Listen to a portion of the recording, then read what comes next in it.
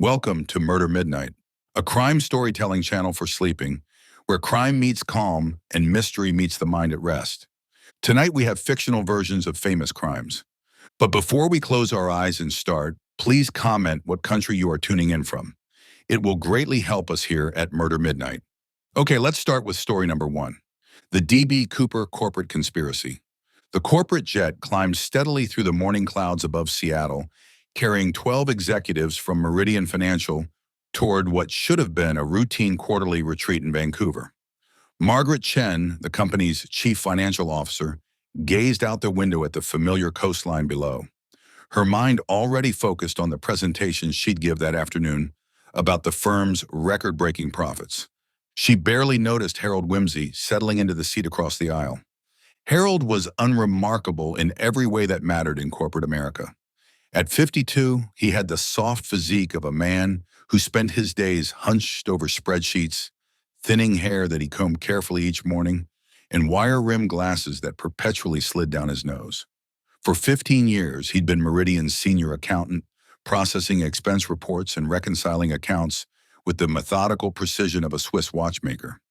Nobody paid much attention to Harold Whimsy, which was exactly what he'd been counting on. 20 minutes into the flight, Harold stood up and walked calmly to the front of the cabin. The flight attendant, a young woman named Sarah, looked up with a professional smile that froze when she saw what Harold was holding.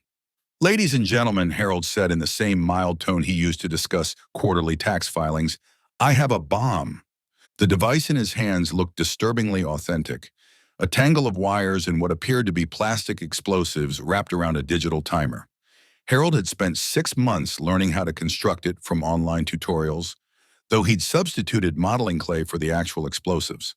The wires, however, were real, as was the timer, and to the terrified passengers, it looked completely legitimate. "Please remain calm," Harold continued, adjusting his glasses with his free hand. "I don't intend to hurt anyone, but I do need to speak with the pilot." Margaret Chen felt her blood pressure spike as she stared at her longtime colleague. Harold Whimsy, who brought homemade cookies to the office Christmas party. Harold Whimsy, who'd never so much as raised his voice in a meeting. Harold Whimsy, who was apparently hijacking their plane. The next hour unfolded with surreal precision. Harold's demands were specific. $1 million in unmarked bills, delivered to Vancouver International Airport, along with 4 parachutes and fuel for the return trip to Seattle. While they waited on the tarmac in Vancouver, Harold made pleasant conversation with the other passengers, even apologizing for the inconvenience. "I know this is terribly irregular," he told Margaret, who sat rigid in her seat. "I hope you understand that sometimes extraordinary circumstances require extraordinary measures." Margaret understood nothing. This was Harold Whimsy, for God's sake, the man who alphabetized his lunch items in the office refrigerator. When the money and parachutes arrived, Harold politely asked the flight crew to take off and head back toward Seattle. As they flew south over the dense forests of Washington state, Harold moved to the aft stairs of the Boeing 727, the same type of aircraft famously used by the original D.B. Cooper 50 years earlier. "Harold," Margaret called out, unbuckling her seatbelt despite the flight attendant's protests. "What are you doing? This is insane." Harold turned to face her, and for a moment his mild expression cracked. Behind his wire-rimmed glasses, his eyes burned with something Margaret had never seen before. Not madness, but a cold, calculated fury. "Insane," he repeated quietly. "Margaret, do you know what's insane? Stealing $43 million from the pension fund of your own employees and thinking no one will notice?" Margaret's face went white. "I don't know what you're talking about." "Of course you do," Harold said. "You've been moving money from the employee retirement accounts into offshore shell companies for 2 years. Berkman Industries, Cascade Holdings, Pacific Rim Investments, all fake companies, all routing money to accounts in the Cayman Islands, all controlled by you and the other senior executives." Harold pulled a thick manila envelope from his jacket and tossed it at Margaret's feet. Financial documents spilled across the cabin floor, bank statements, wire transfer records, incorporation papers for shell companies, all meticulously organized and annotated in Harold's precise handwriting. "I've been tracking every transaction," Harold continued, "every fake invoice, every phony consulting fee, every dollar you've stolen from people who trusted you with their retirement savings. Do you know how many employees will have to work an extra 10 years because of what you've done? How many will die before they can afford to retire? Margaret stared at the documents, her mind racing. Harold, even if that were true, this isn't the way to handle it. We can work something out. Work something out? Harold laughed bitterly. Like you worked something out when I tried to discuss the discrepancies in the pension fund? When you told me I was overstepping my authority and threatened to have me fired? When you had it monitor my computer access and restrict my database permissions? Harold strapped on one of the parachutes with practiced efficiency. He'd taken lessons for 6 months, another detail he'd planned meticulously. You made it clear that working within the system wasn't an option, so I'm working outside it. But Harold, hijacking a plane? This is federal crime. You'll go to prison. Only if they catch me, Harold replied. And I've studied the original Cooper case very thoroughly. The FBI never found him, despite one of the longest investigations in their history. He moved toward the open aft stairs, wind whipping through the cabin. The other passengers huddled in their seats, some crying, others staring in shock at the mild-mannered accountant who had just exposed their company's massive fraud. The documents I've given you are copies, Harold shouted over the wind. I've mailed the originals to the FBI, the SEC, the Department of Labor, and 3 major newspapers. By tomorrow morning, Meridian Financial will be front-page news. Harold, please, Margaret begged. Think about what you're doing. I've thought about nothing else for 2 years, Harold replied. Every night I went home knowing that hardworking people were being robbed by their own company. Every day I came to work and saw you and the others planning your next theft. Did you think about the 68-year-old janitor who'll have to keep working because you stole his retirement? Did you think about the single mother in accounting who's counting on that pension to send her kids to college? Harold pulled the ripcord and leaped into the storm. The investigation that followed was unlike anything in aviation history.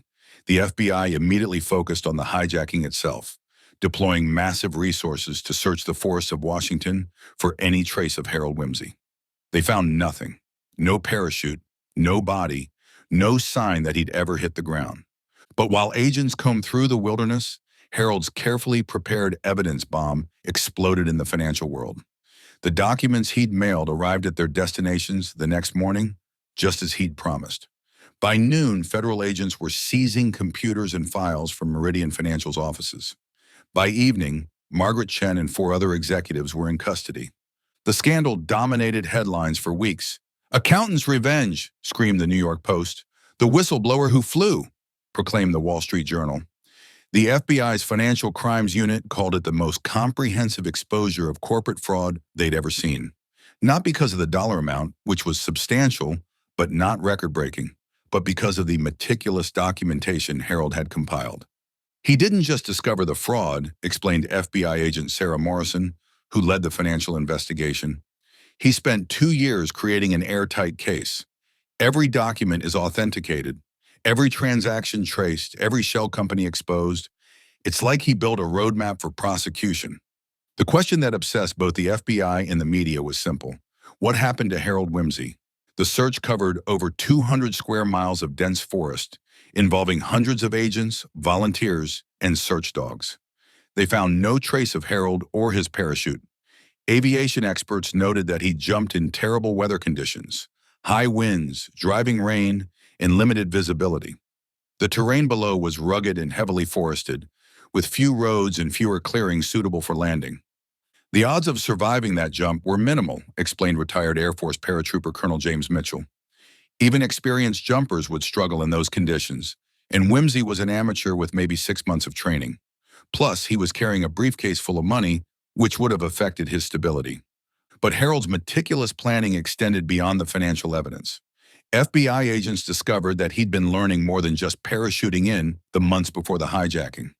He'd taken survival courses, studied topographical maps of the region, and even purchased camping equipment that he'd shipped to a dozen different locations throughout the Pacific Northwest. He wasn't planning to land randomly and hope for the best, Agent Morrison realized. He was planning to survive. The camping supplies were the first clue. Using credit card records and shipping manifests, agents tracked down outdoor gear that Harold had strategically positioned at remote locations throughout Washington and Oregon.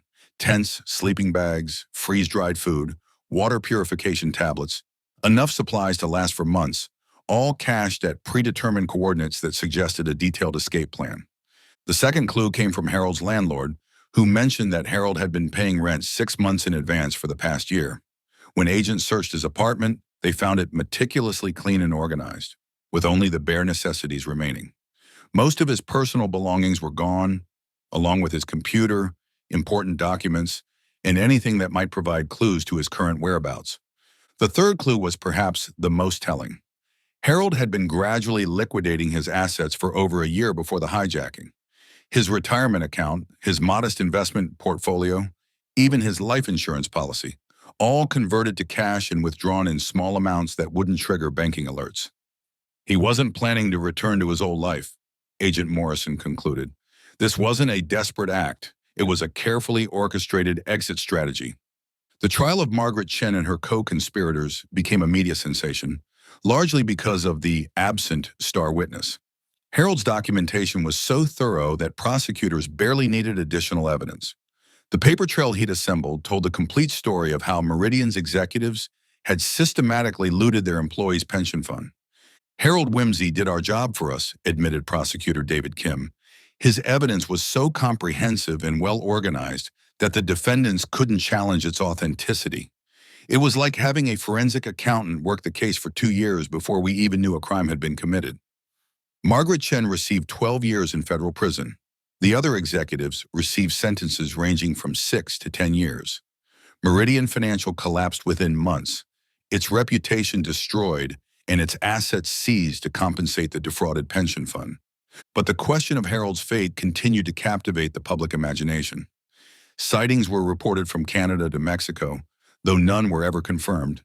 Some theorists suggested he'd died in the jump, and his body had simply never been found. Others believed he'd successfully escaped and was living under a new identity somewhere far from Seattle. The FBI officially suspended the search after 2 years, though they kept the case file open. Agent Morrison, who had become something of an expert on Harold Whimsy, offered her own theory during a retirement interview. "I think he survived," she said, "not because he was lucky, but because he planned for every contingency. Harold spent 15 years being invisible at Meridian Financial, and I think he's spending his retirement being invisible somewhere else. The man who could hide a 2-year fraud investigation from his own colleagues while sitting in the office next door? He could probably hide from us too." 5 years after the hijacking, a package arrived at the Seattle Times with no return address. Inside was a single photograph, a newspaper clipping about Margaret Chen's sentencing, lying on a table next to what appeared to be a cup of coffee and a pair of wire-rimmed glasses. In the background, barely visible through a window, was a mountain landscape that could have been anywhere in the world. The accompanying note was brief: "Justice served, H.W." The FBI analyzed the photograph exhaustively, but found no useful clues about its origin. The mountain vista was too generic to pinpoint a location, and the image contained no metadata that might reveal where it was taken. But for those who knew Harold Whimsy, the message was clear. The mild-mannered accountant had won. The Meridian financial scandal changed how companies handle pension fund oversight, leading to stricter regulations and more frequent audits. Harold's methodical exposure of the fraud became a case study in whistleblower procedures, though his dramatic exit strategy was never recommended as a model for others to follow. In the end, Harold Whimsy achieved something the original D.B. Cooper never did. He changed the world. Cooper disappeared with money and became a folk hero. Harold disappeared with justice and became something more, a reminder that sometimes the quiet ones are paying closer attention than anyone realizes. And somewhere, perhaps in a small town where nobody asks too many questions about the friendly local bookkeeper who pays his bills in cash and seems to know an unusual amount about corporate accounting, Harold Whimsy might still be keeping the books balanced in his own particular way. The FBI file remains open, a testament to the mystery of the man who turned hijacking into whistleblowing and disappeared into legend. But Margaret Chen and her co-conspirators, sitting in their federal prison cells, know the truth that the FBI may never prove. Harold Whimsy didn't just escape justice. He delivered it. The second story of the night, the anthrax insider's revenge. Dr. Michael Santoro had always been meticulous about his morning routine. At precisely 6:30 a.m., he would arrive at the Centers for Disease Control headquarters in Atlanta, badge himself through 3 separate security checkpoints, and begin his daily review of overnight reports from disease surveillance networks around the globe. For 12 years, this ritual had anchored his days, providing structure and purpose to work that often felt like standing guard against invisible enemies. On the morning of September 18, however, Michael's routine was shattered by a phone call that would change everything. Dr. Santoro, this is Agent Rebecca Torres, FBI. We need to speak with you immediately about some letters that were mailed yesterday to several members of Congress, letters containing what appears to be anthrax. Michael's blood ran cold, not because he was surprised by the news, but because he was the one who had sent them. The previous evening, Michael had driven to 7 different post offices across Atlanta, mailing identical envelopes to the majority leader of the House, 3 senators from the Armed Services Committee, and the chairs of both the House and Senate Intelligence Committees. Each envelope contained a tablespoon of ordinary flour and a computer-printed note with the same message. The shadow bioweapons program must be exposed. Check Fort Detrick Vault 7.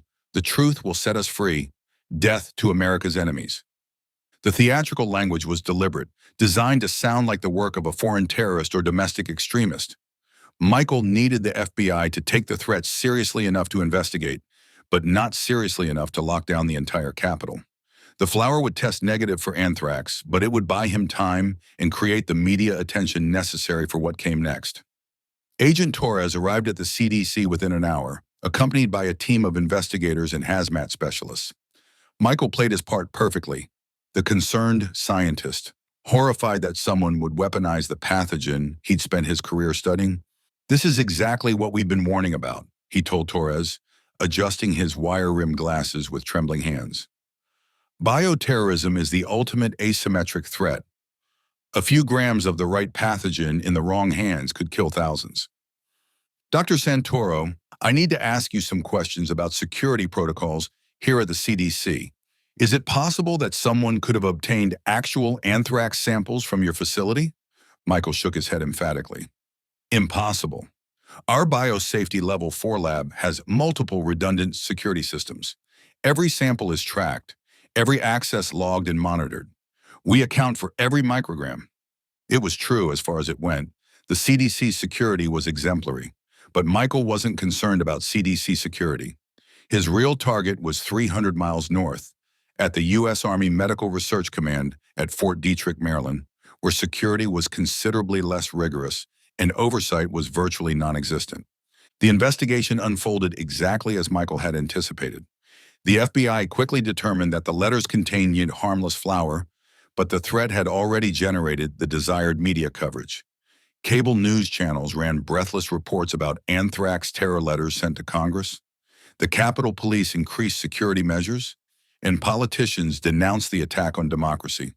More importantly, the FBI was now obligated to investigate every potential source of anthrax in the United States, starting with the most obvious facilities: the CDC, the Army's Bioweapons Research Program at Fort Detrick, and several university laboratories with legitimate anthrax research programs, which meant they would finally look at Vault 7. Michael had discovered Vault 7 by accident 18 months earlier, during a routine interagency consultation about anthrax vaccine efficacy. He'd been reviewing historical research data at Fort Detrick when a mislabeled file led him to a storage area that wasn't supposed to exist, a repository of biological warfare research that dated back to the 1950s, but had continued in violation of international treaties well into the 21st century. The documents in Vault 7 told a story that made Michael physically sick. For decades, researchers at Fort Detrick had been developing biological weapons under the cover of defensive research. They'd created weaponized versions of anthrax, smallpox, plague, and dozens of other pathogens. They'd tested delivery systems, studied environmental persistence, and calculated casualty estimates for major population centers. Most disturbing of all, they'd conducted human experiments. The files documented tests on military personnel who had supposedly volunteered for vaccine trials, but were actually exposed to experimental bioweapons.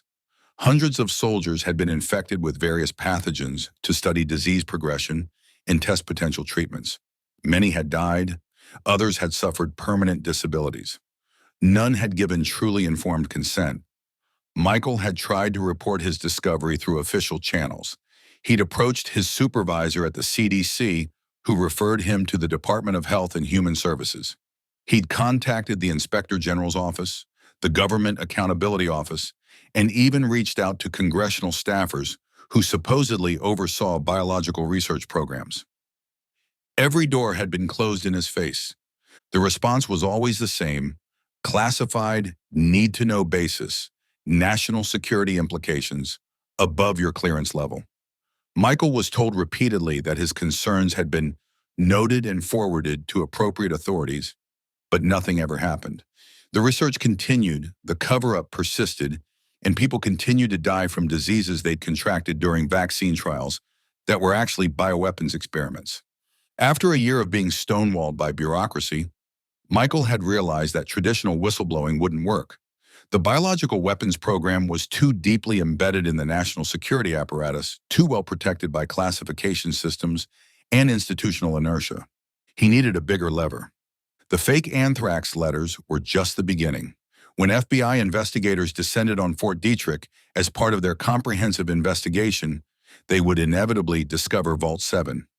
Michael had left subtle clues in his letters: the reference to Fort Detrick, the specific vault number that would guide them to the right location.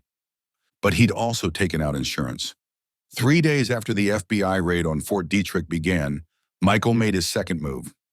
Using an anonymous email account created through multiple proxy servers, he contacted Sarah Chen, an investigative reporter for the Washington Post, who had won a Pulitzer for her coverage of government surveillance programs. The email was brief: "If you want the story of the century, check what the FBI found in Fort Detrick Vault 7 this week. The government has been lying about biological weapons for 50 years. More information to follow." Attached to the email were 12 pages of documents from Michael's private collection, enough to establish the scope of the cover-up without revealing the full extent of his evidence. The documents showed clear violations of the Biological Weapons Convention, human experimentation without consent, and a pattern of deception that stretched across multiple presidential administrations. Sarah Chen was intrigued but cautious. Investigative reporters received dozens of tips from cranks and conspiracy theorists every week. But these documents appeared authentic, and the timing with the FBI investigation was compelling. She began making calls to confirm details and context. Meanwhile, the FBI investigation at Fort Detrick was proceeding exactly as Michael had hoped. Agent Torres, who was leading the task force, had initially focused on current security protocols and recent access logs, but Michael's clues in the letters had prompted a broader search of historical materials, and within 48 hours, investigators had located Vault 7. What they found exceeded even Michael's expectations. The vault contained not just documents, but actual biological samples, weaponized pathogens that should have been destroyed decades ago when the United States officially ended its biological weapons program.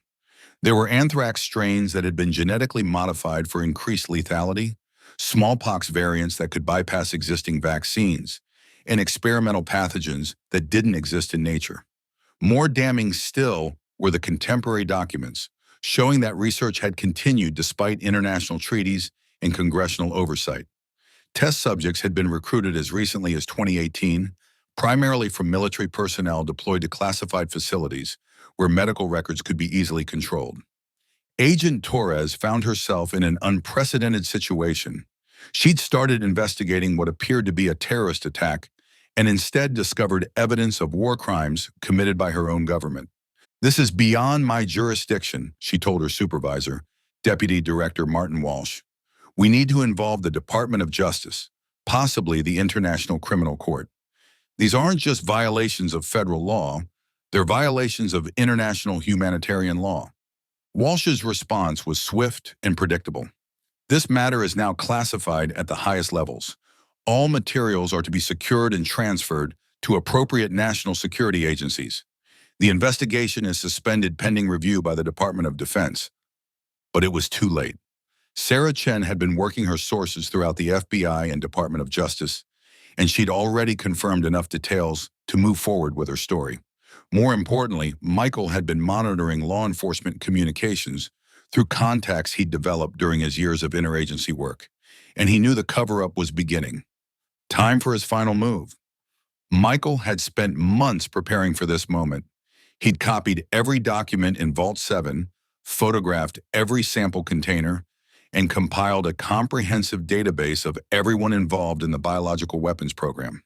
He'd also identified the families of soldiers who had died or been disabled during vaccine trials, gathering medical records and testimony that proved the connection between their conditions and the experimental pathogens. On October 15th, exactly 4 weeks after sending his fake anthrax letters, Michael released everything.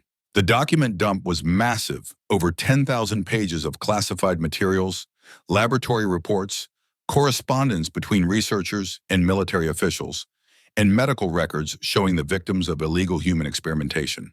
Michael released it simultaneously to 15 different news organizations, 3 international human rights groups, and WikiLeaks, ensuring that no single entity could suppress or control the information. The impact was immediate and devastating. Sarah Chen's story in the Washington Post was the first to break. Secret U.S. biological weapons program exposed. Within hours, major news organizations around the world were running their own versions of the story, each focusing on different aspects of the revelations.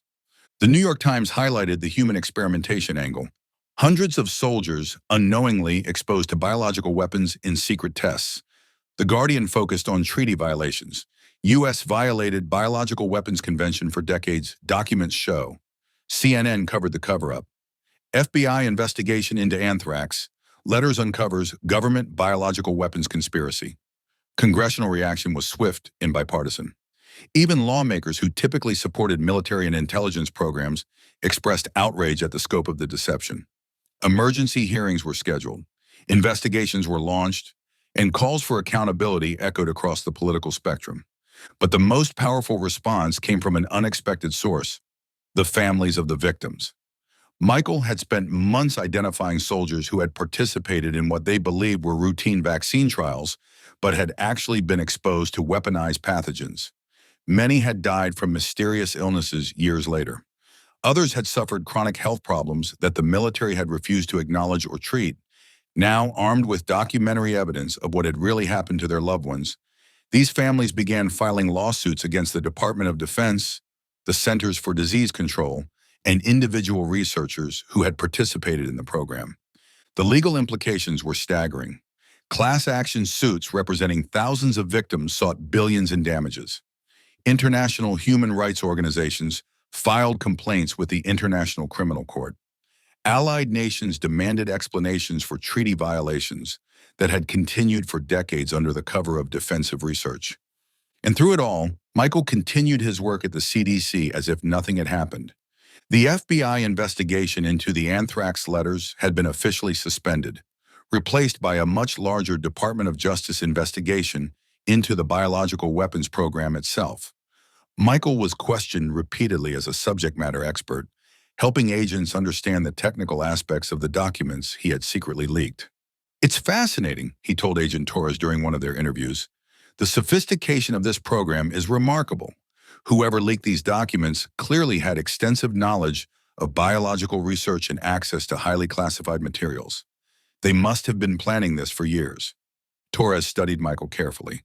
She'd become suspicious of the mild-mannered CDC scientist, noting how his expertise always seemed to align perfectly with the investigators' needs, how his explanations consistently pointed them toward the most damaging interpretations of the evidence.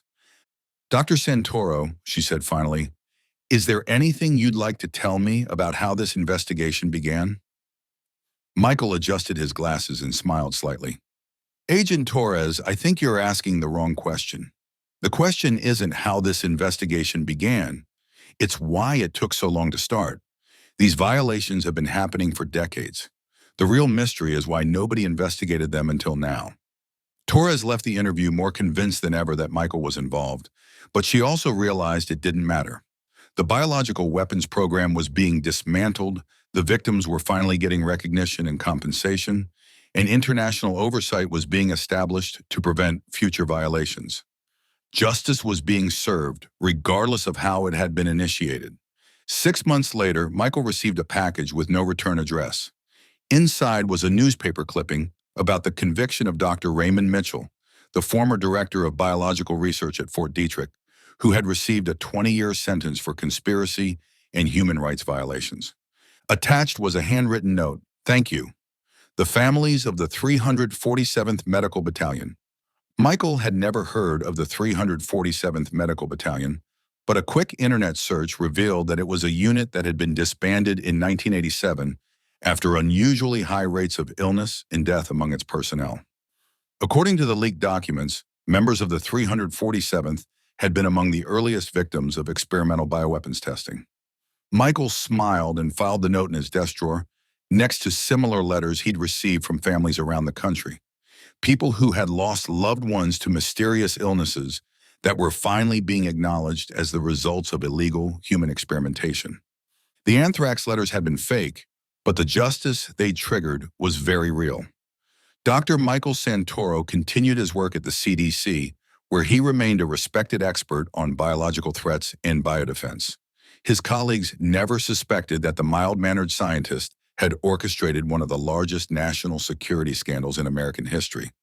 After all, he was just doing his job, protecting public health by exposing the real biological threats, even when they came from within the government itself. The FBI file on the anthrax letters remains officially open, though the investigation has been inactive for years. Agent Torres, now retired, occasionally reviews the case and wonders if she'll ever prove what she suspects about Dr. Michael Santoro. But in the end, she's not sure it matters.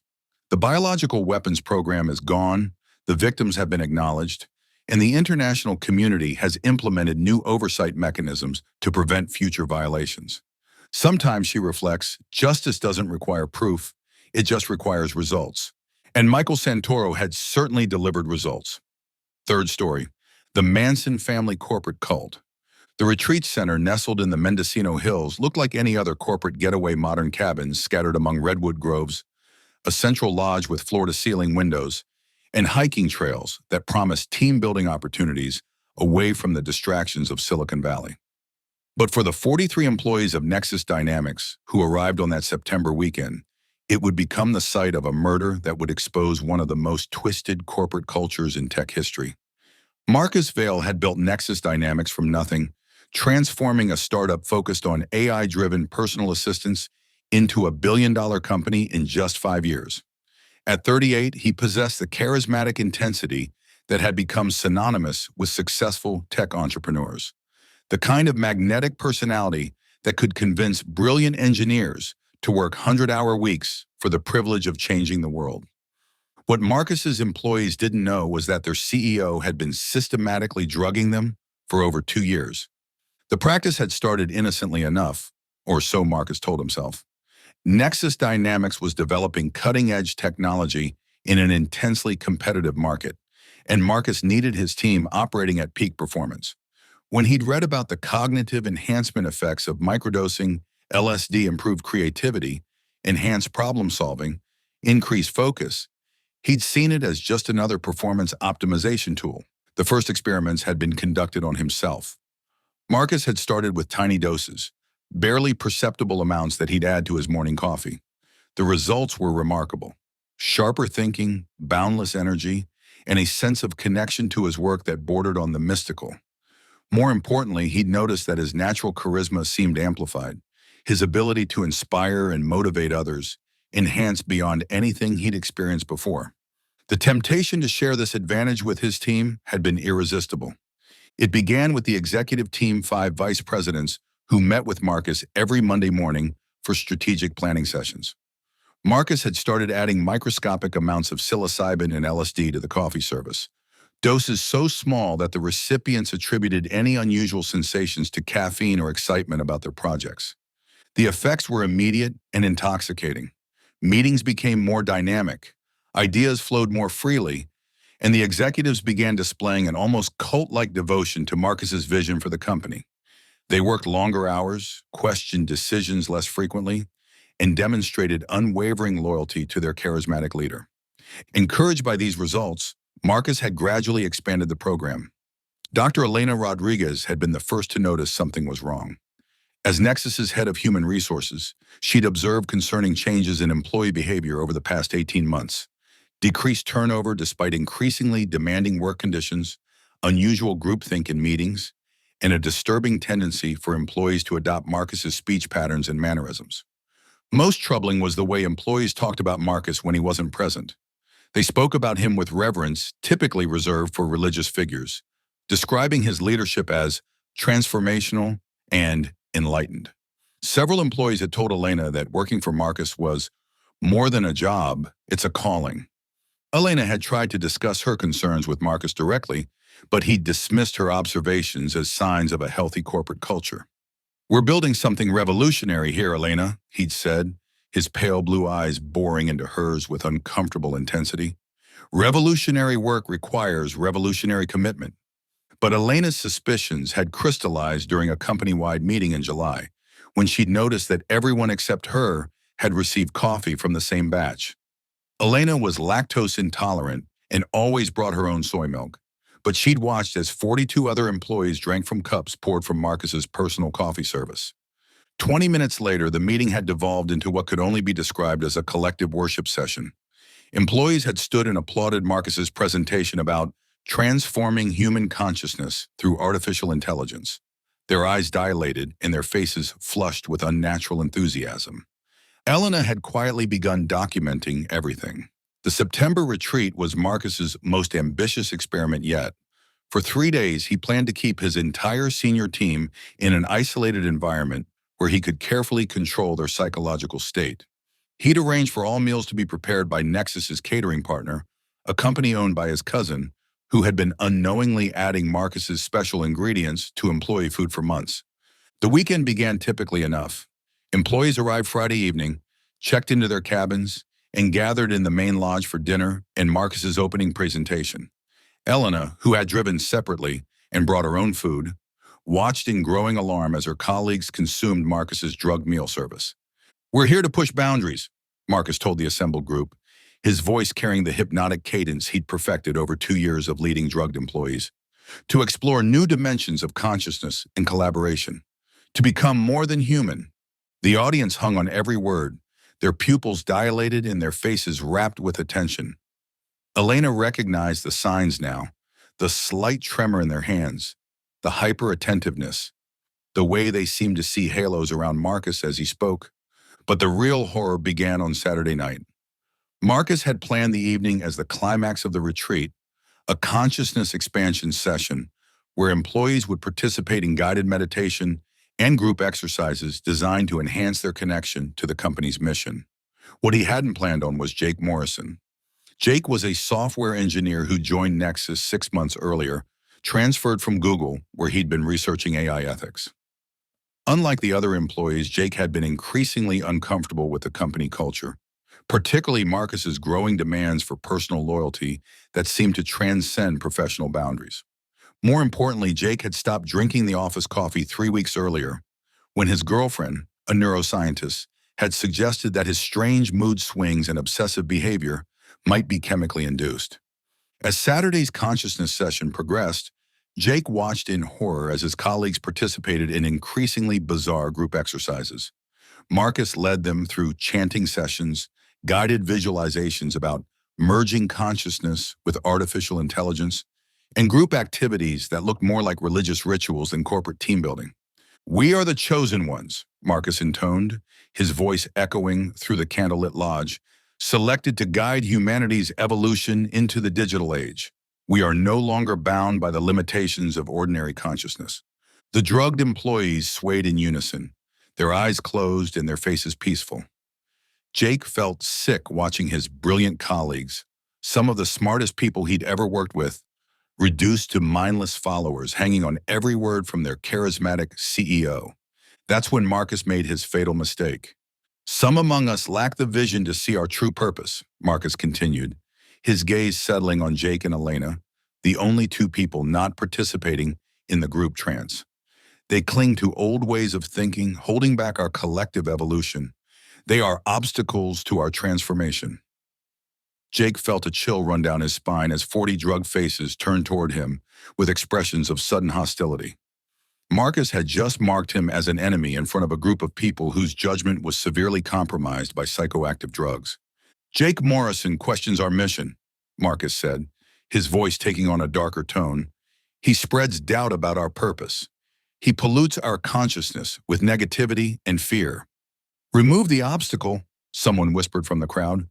"Purify our circle," another voice added. Jake backed toward the door, but found his path blocked by Sarah Kim, a normally sweet marketing coordinator who was now staring at him with drug-dilated pupils and a disturbing smile. "You don't understand the vision, Jake," Sarah said, her voice unnaturally calm. "Marcus has shown us the future. We can't let you corrupt it." Elena had been filming the entire session on her phone, and she now realized they were both in serious danger. The combination of hallucinogenic drugs and Marcus's manipulation had created a volatile situation where rational employees had become potential killers. "We need to leave," Elena whispered to Jake. "Now!"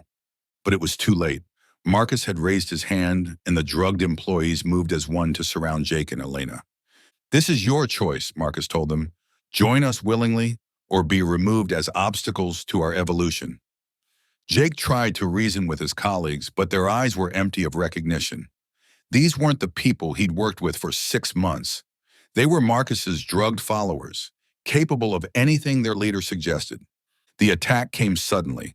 Tom Bradley, a normally pacifist software architect, grabbed a heavy glass sculpture from a nearby table and swung it at Jake's head.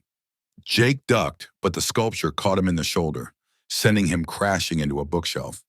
Elena screamed and tried to reach Jake, but was grabbed by multiple hands.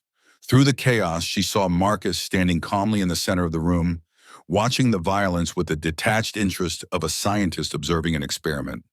"This is necessary," Marcus said, to no one in particular. "Evolution requires the elimination of inferior elements." Jake fought desperately, but he was outnumbered and his attackers felt no pain due to their altered state. Tom Bradley raised the sculpture again, aiming for Jake's skull. The blow never landed. Elena had broken free from her captors and tackled Tom from behind, sending both of them crashing to the floor.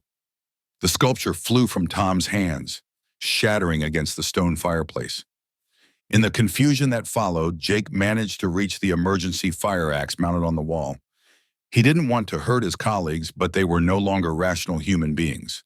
They were Marcus's drugged weapons. "Stay back!" Jake shouted, brandishing the axe. "I don't want to hurt anyone, but I will defend myself." The employees hesitated, some part of their drugged consciousness recognizing the threat. But Marcus's voice cut through their uncertainty. "He threatens us all," Marcus said. "Remove the threat. Purify our circle." What happened next would be debated in court for months. In the chaos of drugged employees attacking Jake with improvised weapons, the fire axe swung wildly. Tom Bradley, still under the influence of Marcus's drugs and hallucinogens, walked directly into the blade. He died instantly. The sight of Tom's blood seemed to snap some of the employees out of their drug-induced trance. Sarah Kim screamed and collapsed, suddenly aware of what she'd been doing. Others stared in horror at their hands, as if seeing them for the first time.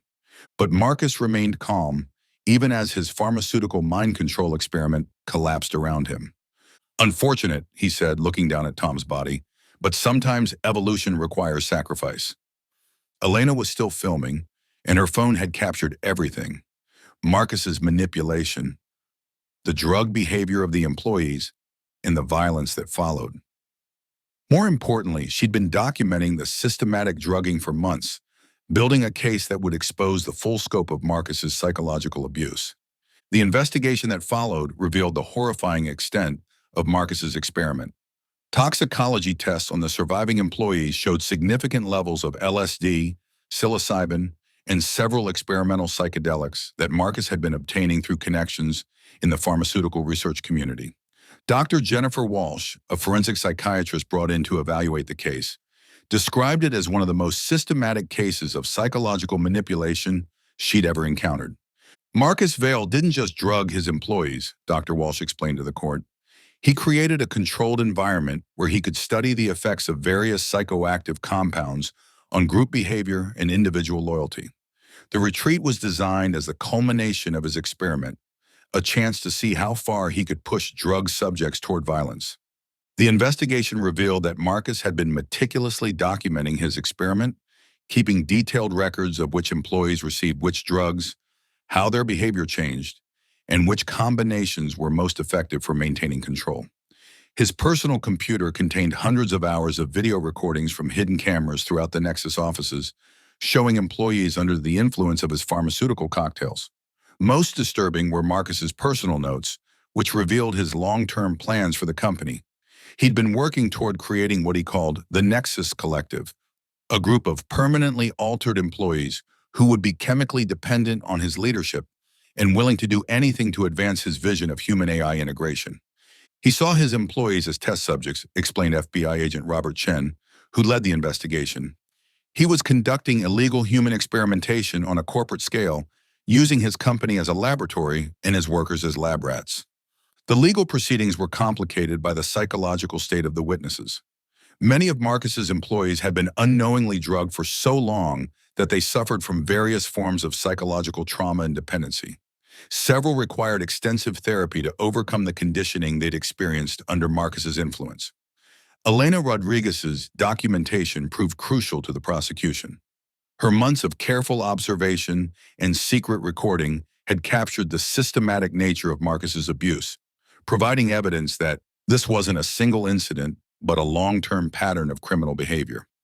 Jake Morrison, who had killed Tom Bradley in self-defense, was cleared of all charges after the jury heard the full extent of Marcus's psychological manipulation.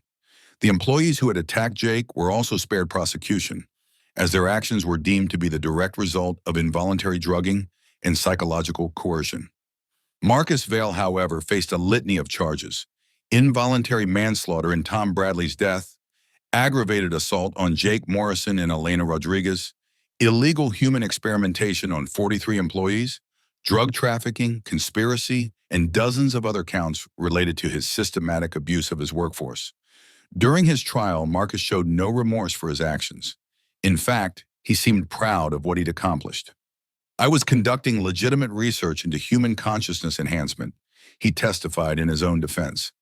"My employees were willing participants in groundbreaking experiments that could have revolutionized human potential. The fact that some of them couldn't handle the process doesn't negate the value of the research." When asked about Tom Bradley's death, Marcus showed the same cold detachment he'd displayed during the retreat. "Tom's death was an unfortunate accident caused by Jake Morrison's violent overreaction," Marcus said. "If Jake had simply accepted the group's guidance, no one would have been hurt." The jury deliberated for less than 4 hours before returning guilty verdicts on all counts. Marcus Vail was sentenced to life in prison without the possibility of parole, but the impact of his crimes extended far beyond his own fate. The Nexus Dynamics scandal prompted congressional hearings on corporate responsibility and workplace safety. New regulations were enacted requiring drug testing and psychological evaluation for employees in high-stress technology companies. The case also led to increased scrutiny of the growing microdosing movement, as researchers realized how easily psychedelic substances could be weaponized for psychological manipulation. Elena Rodriguez became a prominent advocate for corporate whistleblower protection, using her experience to help other employees report suspicious workplace practices. She testified before Congress about the need for stronger protections against pharmaceutical manipulation in the workplace. Marcus Vail turned a cutting-edge technology company into a cult, Elena told a congressional subcommittee. "He used chemistry and psychology to rob his employees of their free will and turn them into weapons.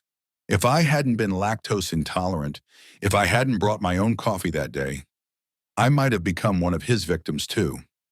Jake Morrison left the technology industry entirely, traumatized by his experience and Tom Bradley's death. He became a counselor specializing in cult recovery, helping other victims of psychological manipulation rebuild their lives and regain their autonomy. The surviving employees of Nexus Dynamics faced a long road to recovery. Many suffered from post-traumatic stress disorder, drug dependency, and identity confusion as they struggled to separate their authentic thoughts and feelings from the chemically induced experiences Marcus had forced upon them. Sarah Kim, who had been one of Marcus's most devoted followers during the retreat, described the experience of recovery as learning to trust my own mind again.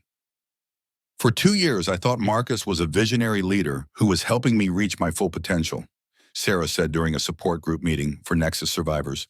I thought the way I felt about him and the company was natural, earned through his brilliant leadership.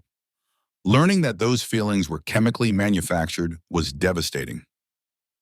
Dr. Jennifer Walsh, who had evaluated the case for the prosecution, established a specialized treatment program for the Nexus survivors.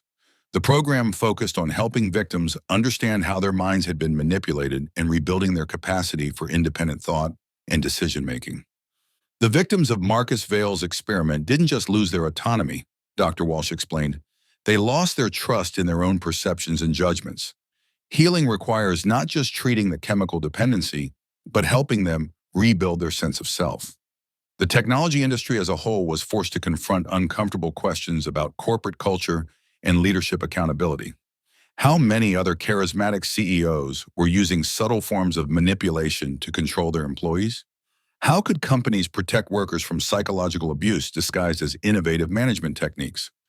3 years after the Mendocino retreat, Marcus Vail sits in a maximum security federal prison, still maintaining that his experiment was justified by its potential benefits for human consciousness.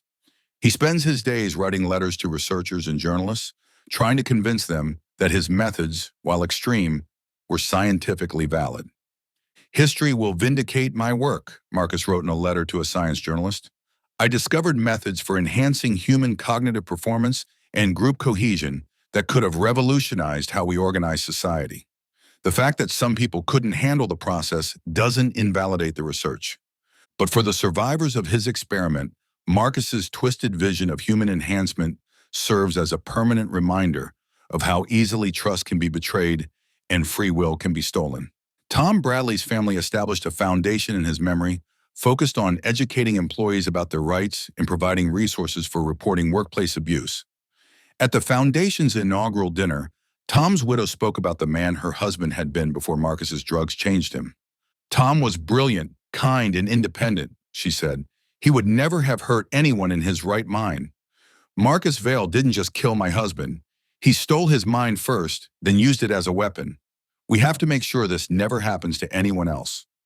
The Nexus Dynamics building in San Francisco stands empty now, its sleek conference rooms and open-plan workspace serving as a monument to one man's attempt to play God with human consciousness. The company's assets were liquidated to pay settlements to the survivors, and its revolutionary AI technology was sold to competitors who promised to develop it without pharmaceutical enhancement. Elena Rodriguez sometimes drives past the building on her way to work at her new job with a corporate ethics consulting firm. She thinks about the brilliant, creative people who work there and how easily their minds were twisted by a charismatic leader with access to the right chemicals. The scariest part, Elena reflects, is how normal it all seemed at the time. Marcus didn't seem like a monster. He seemed like exactly the kind of visionary leader Silicon Valley celebrates.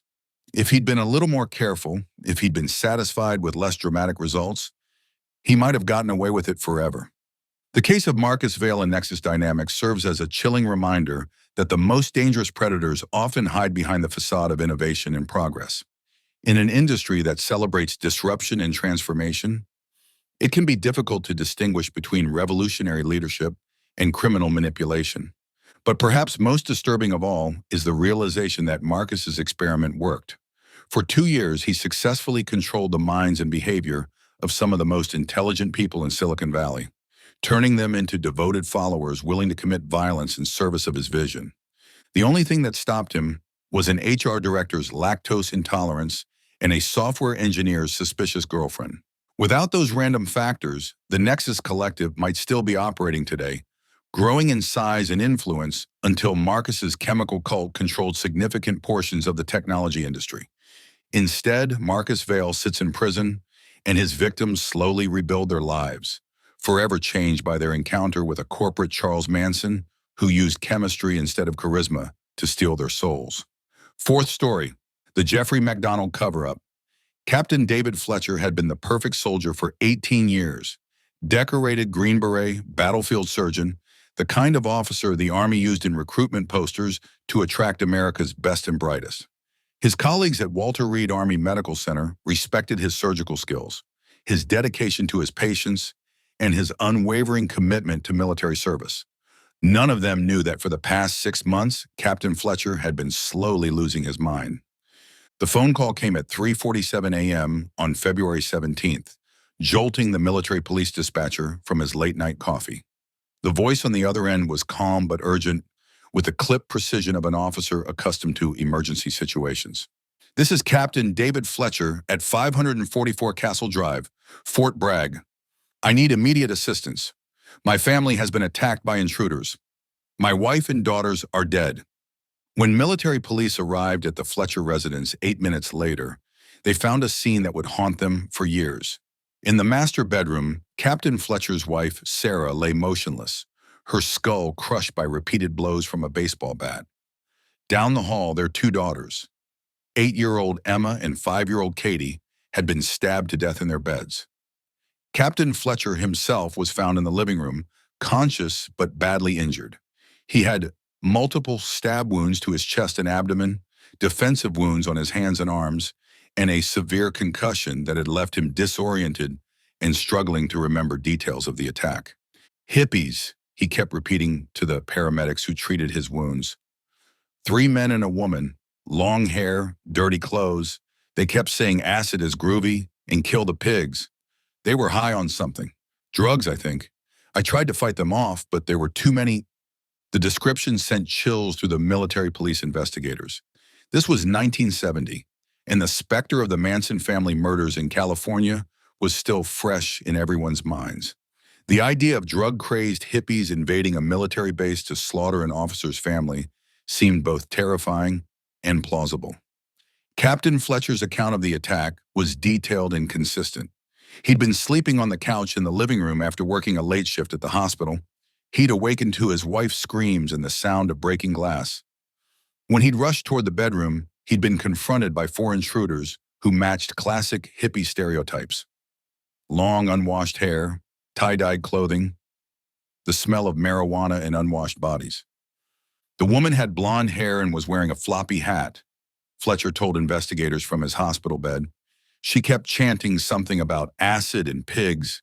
The men were maybe early 20s, thin, with beards. They had knives and that baseball bat. I tried to stop them, but they overpowered me. The investigation that followed was exhaustive. Military police interviewed hundreds of people, searched the surrounding area for evidence, and followed up on every reported sighting of suspicious hippies in the Fort Bragg area. They found nothing. More troubling, the crime scene itself didn't quite match Fletcher's account of the attack. The damage to the house was minimal.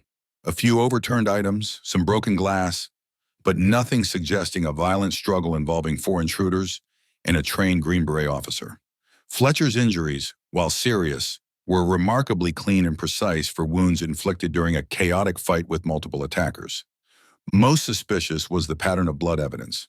Fletcher claimed to have been attacked in the living room before crawling to check on his family, but there was no blood trail supporting this story. Instead, the heaviest concentration of Fletcher's blood was found in the master bedroom where his wife had died. But these inconsistencies were overshadowed by a much larger problem. Captain Fletcher wasn't just any Army surgeon. For the past year, he'd been participating in a classified research program testing experimental stimulants on military personnel. The program was officially known as Project Nightingale, a joint effort between the Army Medical Research Command and the CIA to develop pharmaceutical enhancements for soldiers operating in high-stress combat situations. The goal was to create drugs that would improve reaction time, enhance physical performance, and reduce the psychological impact of violence. Captain Fletcher had volunteered for the program partly out of patriotic duty and partly out of scientific curiosity. As a battlefield surgeon, he understood the need for performance enhancement in combat situations. The drugs promised to make him a better doctor and a more effective soldier. What the researchers hadn't told him was that the experimental stimulants had severe psychological side effects. The cocktail of chemicals Fletcher had been taking included experimental amphetamines, synthetic adrenaline compounds, and a powerful psychoactive drug designed to reduce empathy and emotional response to violence. The combination was intended to create soldiers who could function efficiently in combat without being overwhelmed by fear or moral qualms about killing. Instead, it created monsters. Colonel James Morrison, the commanding officer overseeing Project Nightingale, had been monitoring disturbing reports from test subjects for months. Participants were experiencing paranoid delusions, violent outbursts, and complete breaks from reality. Several had been quietly transferred to psychiatric facilities after attacking fellow soldiers or civilians. But the program was too valuable to discontinue. The military had invested millions of dollars in the research, and preliminary results suggested they were close to a breakthrough that could revolutionize warfare. A few psychological casualties were considered acceptable collateral damage in pursuit of strategic advantage. When Captain Fletcher's family was murdered, Colonel Morrison immediately recognized the implications. If Fletcher had killed his own family during a drug-induced psychotic episode, it would expose the entire Project Nightingale program to scrutiny that could destroy decades of research and potentially lead to war crimes charges. The cover-up began within hours of the murders. Colonel Morrison ordered all of Fletcher's medical records related to Project Nightingale to be classified and transferred to a secure facility. Any documentation linking Fletcher to the experimental drug program was removed from his personnel file and replaced with fabricated records showing routine medical treatment for minor injuries. The military investigators assigned to the case were told that Fletcher had been cleared for any involvement in classified research programs. When they asked about unexplained chemicals found in Fletcher's blood work, they were told the substances were standard military-issue stimulants used by surgeons working long hours. More importantly, Colonel Morrison arranged for Fletcher to receive the best possible legal defense. The Army's top criminal defense attorney was assigned to the case, along with a team of forensic experts whose job was to support Fletcher's version of events rather than investigate what had actually happened. The strategy was brilliant in its simplicity. Present Fletcher as a heroic officer who had been victimized by drug-crazed civilians, while simultaneously discrediting any evidence that suggested alternative explanations for the murders. Fletcher's defense team focused relentlessly on the hippie narrative. They highlighted the era's anxieties about counterculture violence, drawing explicit parallels to the Manson murders and other high-profile crimes committed by hippies and drug users. They portrayed Fletcher as the perfect soldier and family man, incapable of harming his own wife and children. When prosecutors pointed to inconsistencies in Fletcher's story and suspicious evidence at the crime scene, the defense argued that these discrepancies were the result of Fletcher's head injury and the trauma of witnessing his family's murder. A trained soldier might normally be expected to provide accurate testimony, but no one could be held to that standard after experiencing such horror. The prosecution, meanwhile, was fighting with incomplete information. They sensed that something was wrong with Fletcher's account, but they couldn't identify what might have motivated him to kill his family. Fletcher had no history of domestic violence, no financial problems, no obvious stressors that might explain such an extreme act. What they didn't know was that Fletcher had been systematically poisoned with experimental drugs designed to eliminate moral restraints and emotional responses. In his chemically altered state, his wife's complaints about his increasingly erratic behavior had seemed like threats to his military career. His daughter's normal childhood noise had become unbearable irritation. On the night of the murders, Fletcher had taken his regular dose of Project Nightingale stimulants before coming home from the hospital. The drugs had interacted badly with alcohol he'd consumed at a party earlier that evening, triggering a complete psychotic break. In his altered state, Fletcher had seen his family not as loved ones but as obstacles to his mission as a soldier. The drugs had stripped away his capacity for empathy and moral reasoning, leaving him with nothing but cold, calculating efficiency. He'd killed his wife with a baseball bat while she slept, then methodically stabbed his daughters to eliminate witnesses. Only after the drugs began to wear off had he realized what he'd done. In a panic, he'd inflicted wounds on himself and concocted the hippie invasion story to explain the murders. The trial lasted 6 months and captivated the nation. Captain Fletcher, pale and dignified in his dress uniform, maintained his innocence throughout the proceedings. Character witnesses testified to his dedication as a soldier, husband, and father. Medical experts explained how his head injuries could have affected his memory and perception. The prosecution presented their evidence methodically. The inconsistent blood patterns, the lack of evidence supporting Fletcher's account of the attack, the suspicious nature of his wounds. But without knowledge of the drug program, they couldn't provide a compelling alternative explanation for the murders. The jury deliberated for 3 days before returning a not guilty verdict on all charges. Fletcher was quietly transferred to a new assignment in Germany, far from the media attention and continuing investigation. Officially, he was a hero who had survived a tragic attack and deserved the Army's support in rebuilding his life. Privately, Colonel Morrison and his superiors knew they had covered up a triple murder to protect a classified research program. The cover-up held for 15 years. Fletcher continued his military career, eventually retiring as a colonel and opening a private practice in North Carolina. He rarely spoke about the murders, telling anyone who asked that the trauma was too painful to discuss. He never remarried and had no more children.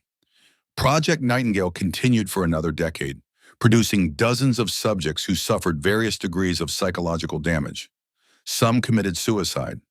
Others were quietly discharged from the military after violent incidents that were blamed on combat stress or personal problems. The truth began to emerge in 1985 when Dr. Sarah Chen, a former Army psychiatrist, published a book about unethical medical experimentation on military personnel. Dr. Chen had worked on Project Nightingale in its early stages before becoming concerned about the psychological effects of the experimental drugs. Her book, Guinea Pigs in Uniform, detailed numerous cases of soldiers who had been unknowingly subjected to dangerous pharmaceutical experiments. While she didn't identify specific subjects by name, her description of a battlefield surgeon who experienced a complete psychotic break while participating in stimulant trials was clearly referring to Fletcher.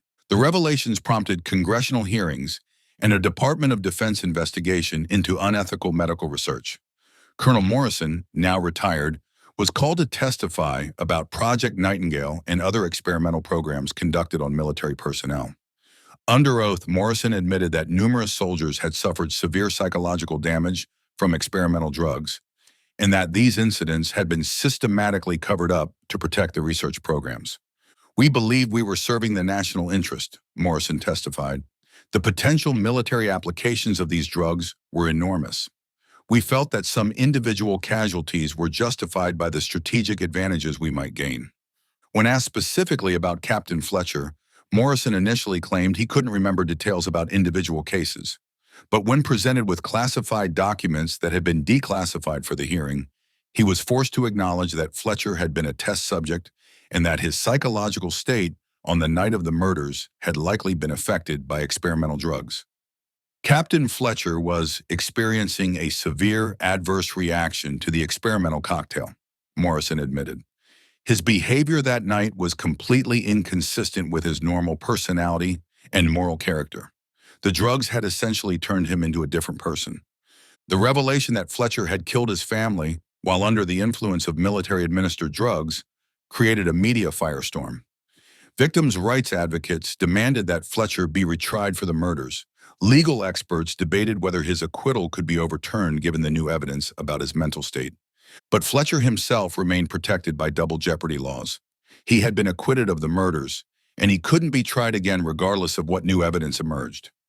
The most he could face was civil liability for wrongful death, but the statute of limitations had long since expired. Fletcher, now in his 60s and suffering from various health problems, made a surprising decision. He confessed. In a carefully crafted statement released through his attorney, Fletcher acknowledged for the first time that he had killed his wife and daughters. He described his actions as the result of experimental drugs that had destroyed his ability to think rationally or feel normal human emotions. "I have lived with the knowledge of what I did for 35 years, Fletcher's statement read. "The drugs didn't excuse my actions, but they explained them. I was not in control of my own mind that night. The Army created a monster, and my family paid the price." Fletcher donated his entire estate to a foundation supporting families of military personnel killed by fellow soldiers. He also agreed to participate in studies of long-term effects of experimental military drugs, hoping that his case might prevent similar tragedies. The Fletcher case prompted significant changes in military medical research protocols.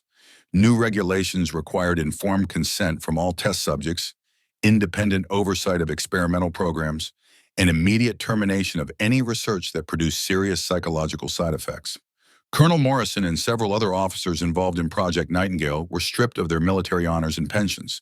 While they couldn't be criminally prosecuted due to statute of limitations issues, the military took the unprecedented step of formally condemning their actions and acknowledging responsibility for the Fletcher murders.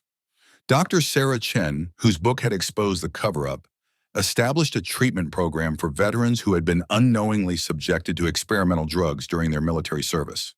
Hundreds of former soldiers came forward with stories of psychological problems they believed were connected to secret military research programs. The Fletcher case represents one of the darkest chapters in military medical history, Dr. Chen said during a congressional hearing on military experimentation. We turned our own soldiers into lab rats, then covered up the consequences when the experiments went wrong. David Fletcher was both a perpetrator and a victim. He killed his family, but only because we destroyed his mind first. Fletcher died in 2010, never having served a day in prison for the murders. His obituary described him as a distinguished Army surgeon whose life was marked by both professional achievement and personal tragedy. It made no mention of the experimental drugs that had turned him into a killer. The graves of Sarah, Emma, and Katie Fletcher remain in a military cemetery in North Carolina, their headstones bearing no indication of how they died or why. Visitors who know the story sometimes leave flowers, wondering what might have been if the Army had valued human life over military research. The Fletcher case serves as a chilling reminder of how easily institutional loyalty can override moral responsibility. For decades, military officials prioritized protecting a research program over seeking justice for 3 innocent victims. Their cover-up not only allowed a killer to escape punishment, but enabled continued experimentation that damaged hundreds of other soldiers. Perhaps most disturbing is the realization that Fletcher's case was not unique. Military records released during the congressional investigations revealed dozens of similar incidents where soldiers had committed violent crimes while under the influence of experimental drugs. Most of these cases were covered up completely, their victims never receiving acknowledgement or justice. Today, the Fletcher murders are studied in military ethics courses as an example of how institutional priorities can corrupt both scientific research and criminal justice. The case demonstrates that sometimes the greatest threats to military families come not from foreign enemies, but from the institutions sworn to protect them.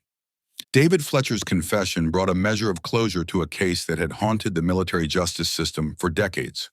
But for the families of other victims of military experimentation, the search for truth and accountability continues. The secret files of Project Nightingale remain classified, containing details about experiments that may have produced other killers whose crimes were never connected to their military service. Until those files are opened and their contents revealed, the full extent of the military's pharmaceutical experimentation on its own personnel may never be known. In the end, the Fletcher case stands as a testament to the danger of unchecked institutional power and the courage required to expose uncomfortable truths. It took 35 years for the full story to emerge, but when it did, it changed how America's military conducts medical research and investigates crimes within its ranks.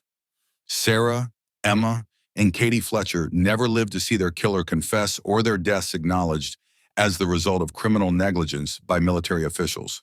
But their tragic fate helped ensure that future military families would be better protected from the kind of experimentation that destroyed their lives and shattered their father's mind. The price of that protection was measured in 3 innocent lives and 1 man's destroyed soul, a cost that should never have been acceptable, regardless of the potential military advantages that might have been gained. 5th story, the Unabomber's Apprentice. Professor Michael Harrison had always been proud of his reputation as one of the most thought-provoking philosophy instructors at Berkeley. His course on technology and human alienation was consistently over-enrolled, with students drawn to his passionate lectures about the dehumanizing effects of modern industrial society. What Professor Harrison didn't know was that one of his most dedicated students was preparing to turn those lectures into a blueprint for murder. David Kellerman had enrolled in Harrison's philosophy course during his senior year, drawn by the syllabus that promised to examine the psychological and social costs of technological progress. As a computer science major who was becoming increasingly disillusioned with his chosen field, David was searching for intellectual frameworks that could explain his growing sense that technology was fundamentally corrupting human society. Professor Harrison's curriculum seemed to provide exactly what David was looking for. The reading list included extensive selections from Ted Kaczynski's Manifesto Industrial Society and Its Future, which Harrison used as a primary text for examining anti-technology philosophy. Kaczynski was obviously a disturbed individual who committed terrible crimes, Professor Harrison would tell his students. But his analysis of how technology alienates people from meaningful work and authentic relationships contains insights that we should take seriously as we consider the future direction of our society. Harrison assigned his students to write detailed analysis papers examining Kaczynski's arguments about technological progress, environmental destruction, and the psychological effects of modern industrial life. He encouraged them to engage critically with the Unabomber's ideas while separating the philosophical content from the violent methods used to promote it. For most students, this was an interesting intellectual exercise. For David Kellerman, it became an obsession. David had always been a brilliant but isolated student, spending most of his time alone in computer labs working on increasingly complex programming projects. As he progressed through his computer science program, he'd begun to feel that his skills were being used to create technologies that were making the world worse rather than better. "We're building the systems that are enslaving humanity," David wrote in his final paper for Harrison's class. "Every app, every algorithm, every digital platform is another chain binding people to artificial experiences and simulated relationships. We're the architects of human degradation." David's paper was a masterwork of philosophical analysis, tracing connections between Kaczynski's critique of industrial society and contemporary concerns about artificial intelligence, social media addiction, and the digitization of human experience. Professor Harrison gave it an A+ and recommended David for graduate study in philosophy. But David had no interest in pursuing academic analysis of technological alienation. He wanted to take action. Over the following months, David began planning what he called the Necessary Campaign, a series of targeted attacks on technology executives who he believed were actively harming humanity through their work on artificial intelligence and digital surveillance systems. Unlike Kaczynski, who had worked alone and chosen targets somewhat randomly, David planned to conduct his campaign with scientific precision. He would target specific individuals whose work represented the greatest threats to human autonomy and authentic experience. His first target was Dr. Jennifer Walsh, the CEO of Neuralink Systems, a company developing brain-computer interfaces that could allow direct neural control of digital devices. David had researched Dr. Walsh extensively, reading her published papers and tracking her company's progress toward what she called seamless integration between human consciousness and artificial intelligence. In David's view, Dr. Walsh's work represented the ultimate expression of everything that was wrong with modern technology. Her brain-computer interfaces would literally merge human minds with artificial systems, destroying the last remnants of authentic human experience. The package bomb that David sent to Dr. Walsh's office was a sophisticated device that demonstrated both his technical skills and his philosophical motivation. Along with the explosive device, David included a 20-page manifesto explaining his actions. Dr. Walsh and others like her are working to eliminate the boundary between human consciousness and artificial intelligence, David wrote. They claim this will enhance human capabilities, but in reality, they are preparing to replace human thought with algorithmic processes. This represents the final stage of technological dehumanization. The bomb detonated when Dr. Walsh opened the package in her private office, killing her instantly and injuring 2 assistants who were in the room. The explosion also destroyed several computers containing research data about neural interface technology. Within hours of the explosion, David's manifesto was being circulated on social media and analyzed by terrorism experts. The document's sophisticated philosophical arguments and detailed technical knowledge immediately reminded investigators of the Unabomber case. FBI agent Sarah Rodriguez, who was assigned to lead the investigation, noticed striking similarities between David's manifesto and the academic materials from Professor Harrison's philosophy course. The writing style, the specific philosophical references, and even some of the exact phrases seemed to be drawn directly from Harrison's curriculum. "This isn't just someone who read Kaczynski's manifesto," Agent Rodriguez told her team. "This is someone who studied it in an academic context, who was taught to analyze its arguments and explore its implications." We're looking for someone with formal education in philosophy or related fields. David's second attack came 3 weeks later, targeting Marcus Chen, the chief technology officer of Surveillance Corp, a company that developed facial recognition systems for government and corporate clients. The bomb was delivered to Chen's home and detonated when he opened what appeared to be a package from his daughter's college. Chen survived the explosion but lost his right hand and suffered severe burns to his face and arms.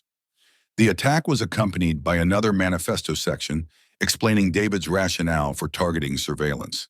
Sixth story. The Aileen Wuornos Vigilante Network. The body was found at dawn by a trucker pulling into the rest stop outside Bakersfield, California. James Mitchell, a 43-year-old insurance salesman from Phoenix, lay dead beside his BMW sedan with 2 gunshot wounds to the chest and 1 to the head. His wallet was missing, but his expensive watch and jewelry remained untouched. To California Highway Patrol investigators, it looked like a straightforward highway robbery gone wrong. But Detective Maria Santos, who caught the case, noticed something that bothered her about the crime scene. The victim's pants were unzipped and his shirt was partially unbuttoned, suggesting he'd been engaged in some kind of intimate activity before his death. More disturbing, crime scene technicians found evidence that Mitchell had been bound with zip ties before being shot, though the restraints had been removed from his body. This wasn't a random robbery, Detective Santos told her partner, Detective Robert Kim. Someone wanted this guy dead, and they wanted him to suffer first. The investigation into James Mitchell's background revealed details that made Detective Santos increasingly suspicious about the motive for his murder. Mitchell had been married for 15 years, but was a frequent traveler who spent several nights a week in hotels across the Southwest. His credit card records showed regular visits to massage parlors, escort services, and strip clubs in multiple cities. More troubling were the complaints that had been filed against Mitchell with various law enforcement agencies over the past 5 years. 3 different women had accused him of sexual assault, though none of the cases had resulted in prosecution due to lack of evidence or the victim's reluctance to testify. James Mitchell was a predator, Detective Santos concluded after reviewing his file. Someone finally decided to do something about it. The break in the case came 2 weeks later when a similar murder occurred near Tucson, Arizona. Thomas Rodriguez, a 51-year-old businessman, was found shot to death at a truck stop with the same pattern of wounds and evidence of sexual activity before his death. Like Mitchell, Rodriguez had a history of complaints from women alleging sexual assault. Like Mitchell, he was a frequent traveler who visited escort services and massage parlors.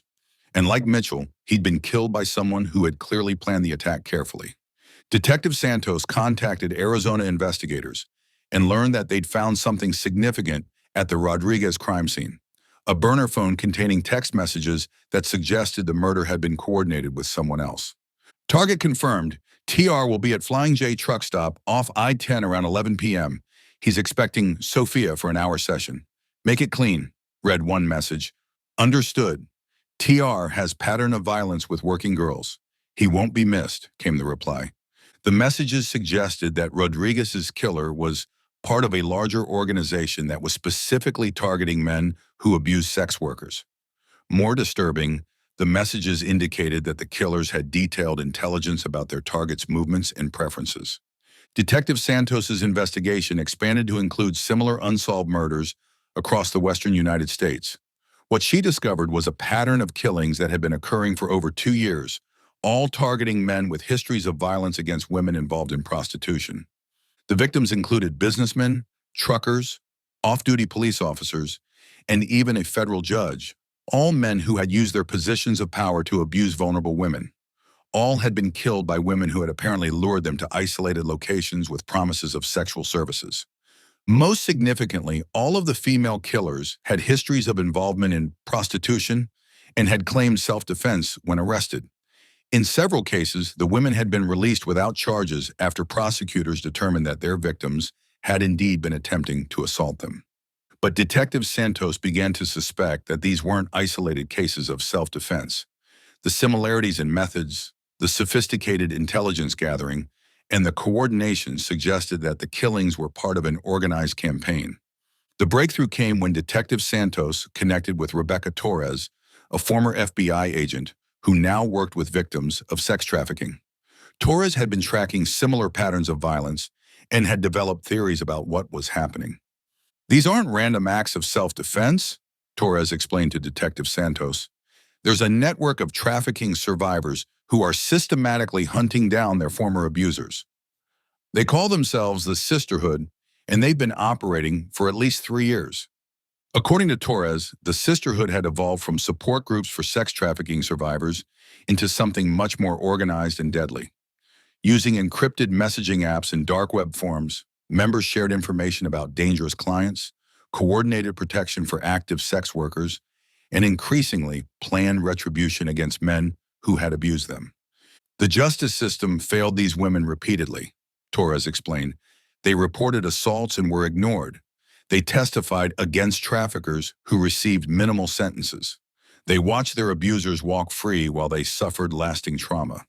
Eventually, some of them decided to create their own justice system. The Sisterhood's operations were sophisticated and carefully planned. Members would identify targets through various sources: police reports, hospital records, social media posts from other victims, and intelligence gathered from active sex workers who encountered dangerous clients. Once a target was identified, the Sisterhood would research his patterns, preferences, and movements. They would create fake online profiles to lure him to isolated locations, then send in operatives who had experience dealing with violent men. The killings were designed to look like self-defense situations that occurred during prostitution encounters. The female operatives would allow themselves to be partially undressed and would stage evidence of sexual activity before defending themselves against their attacker. Most importantly, the Sisterhood only targeted men who had documented histories of violence against sex workers. They weren't killing random clients. They were executing men who had repeatedly abused vulnerable women without facing consequences. Detective Santos's investigation led her to Elena Rodriguez, a 28-year-old former trafficking victim who had become one of the Sisterhood's most effective operatives. Elena had been trafficked from Mexico at age 16 and had endured years of abuse before escaping and rebuilding her life. Elena had killed 3 men over the past 18 months, all of whom had previously assaulted her during her time as a trafficking victim. Each killing had been ruled justifiable homicide after prosecutors determined that Elena had been defending herself against sexual assault. "They destroyed my childhood and stole my youth," Elena told Detective Santos during a voluntary interview. "The police couldn't protect me then, and the courts wouldn't punish them later. So I learned to protect myself." Elena's story was typical of many Sisterhood members. They were women who had been failed by every institution that was supposed to protect them: law enforcement, the courts, social services, and victim advocacy organizations. They had eventually concluded that their only option was to take justice into their own hands. The Sisterhood's membership was estimated at over 200 women across 15 states, making it one of the largest vigilante organizations in American history. Members included former trafficking victims, current and former sex workers, and women who had been sexually assaulted by clients or traffickers. The organization was structured like a decentralized resistance movement, with small cells operating independently while sharing intelligence and resources through encrypted communications. Leadership was informal and rotated frequently to avoid detection by law enforcement. Most disturbing to investigators was the Sisterhood's use of technology to coordinate their activities. They had developed a sophisticated app called SafeCall that appeared to be a standard escort booking service, but actually served as an intelligence gathering platform. The app allowed sex workers to rate clients, report dangerous behavior, and share real-time location information for safety purposes. But the Sisterhood was using the same platform to identify targets for assassination and coordinate attacks. They turned a safety app into a hit list, Detective Santos explained to federal investigators. Every dangerous client report became potential intelligence for planning a murder. The FBI's investigation into the Sisterhood revealed that the organization had killed at least 47 men over 3 years. All of the victims had documented histories of violence against sex workers, and many had been suspected of more serious crimes including rape, kidnapping, and even murder.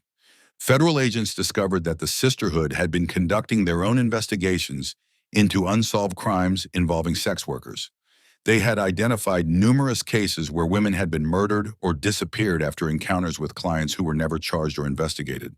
The Sisterhood was doing the job that law enforcement should have been doing: admitted FBI agent David Kim, who led the federal investigation.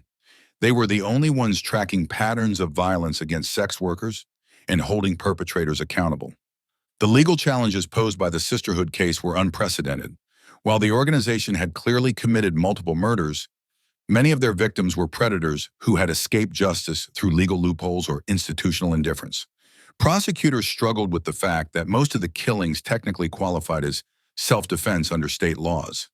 The sisterhood's operatives had genuinely been defending themselves against sexual assault attempts, even though that they had deliberately placed themselves in danger to create those situations. More problematic was the public sympathy that many sisterhood members received when their stories became public. Elena Rodriguez became something of a folk hero after details of her childhood trafficking emerged during her trial. Elena Rodriguez was sold into sexual slavery at 16 and abused by hundreds of men over 8 years. Her defense attorney argued, "She's not a cold-blooded killer, she's a survivor who fought back against her tormentors. If that's not self-defense, then nothing is." The trial of Elena Rodriguez and 5 other sisterhood members became a national sensation, with protesters gathering outside the courthouse every day. Women's rights advocates argued that the defendants were heroes who had protected other women from violent predators. "The sisterhood did what our legal system couldn't or wouldn't do," said victim rights activist Sarah Chen. "They removed dangerous men from society and prevented countless future assaults. They shouldn't be prosecuted. They should be thanked." But prosecutors argued that vigilante justice, regardless of motivation, could not be tolerated in a civilized society. They contended that the sisterhood's actions amounted to premeditated murder disguised as self-defense. These women deliberately lured men to isolated locations with the intention of killing them. Prosecutor Jennifer Walsh told the jury, "They may have been motivated by past trauma, but that doesn't justify taking the law into their own hands. If we allow vigilante killings, we abandon the rule of law." The jury deliberated for 6 days before reaching a compromise verdict. Elena Rodriguez and 2 other defendants were convicted of voluntary manslaughter rather than first-degree murder, acknowledging that their actions were motivated by past trauma rather than criminal intent.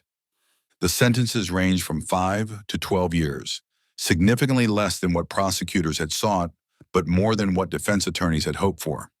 The verdicts were seen as a partial victory for both sides in a case that had no clear moral boundaries. The sisterhood case prompted significant changes in how law enforcement investigates crimes against sex workers. New protocols were established requiring thorough investigation of all assaults and murders involving prostitution, and specialized units were created to track patterns of violence against vulnerable women. More importantly, the case led to increased funding for programs supporting trafficking survivors and sex workers who wanted to leave the industry. Lawmakers recognized that the sisterhood had emerged partly because legitimate support systems had failed to protect vulnerable women. Rebecca Torres, the former FBI agent who had first identified the sisterhood's activities, established a new organization called Justice for All that provides legal advocacy and support services for trafficking survivors. The organization works to ensure that victims receive justice through legal channels rather than vigilante action. The sisterhood members weren't born killers, Torres explained during congressional testimony about sex trafficking. They were created by a system that failed to protect them and then failed to deliver justice when they were harmed. We have to fix that system if we want to prevent future vigilante organizations.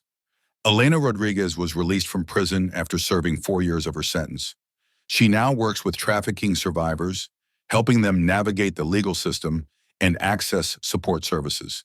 She has never expressed regret for her actions, but encourages other survivors to seek justice through legal means. "I did what I felt I had to do to protect myself and other women," Elena said during an interview after her release. "But I hope future survivors won't have to make the choices I made. The system is better now, not perfect, but better." The sisterhood formally disbanded after the trials, though federal investigators believe that smaller groups of trafficking survivors continue to monitor dangerous clients and share safety information. The SafeCall app was shut down and replaced by legitimate safety platforms that are monitored by law enforcement. The case had lasting impacts on public perception of sex work and trafficking. Many Americans who had previously viewed prostitution as a victimless crime began to understand the violence and exploitation that many sex workers faced on a daily basis. The sisterhood forced us to confront uncomfortable truths about violence against sex workers, said criminologist Dr. Lisa Martinez. These women weren't career criminals. They were survivors who felt they had no other options for protecting themselves and others. The men killed by the sisterhood left behind families who struggled to understand how their loved ones had become targets for assassination. Some families filed civil lawsuits against sisterhood members, while others quietly acknowledged that their relatives had been involved in harmful behavior.